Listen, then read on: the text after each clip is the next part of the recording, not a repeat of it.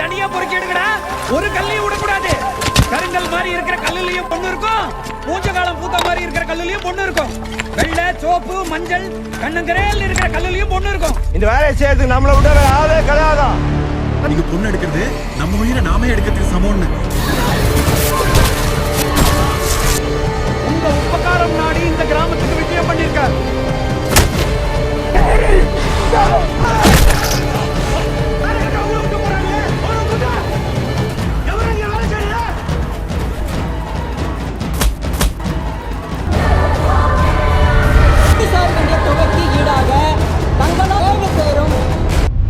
இதெல்லாம் புரியும் மாய சூனியக்காரன் யாரா?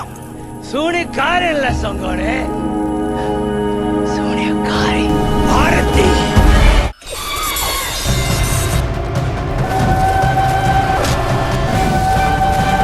அவதான் உண்மை இல்லையே. அவன் ஒரு சாத்தான், நல்லா பாரு.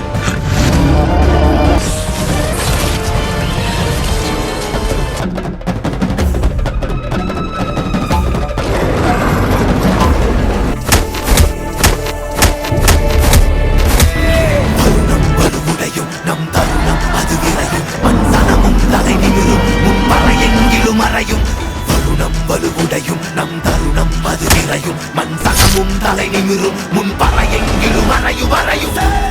சாவுக்கு துணிதானுக்கு மட்டும்தான் இங்க வாழ்க்கை.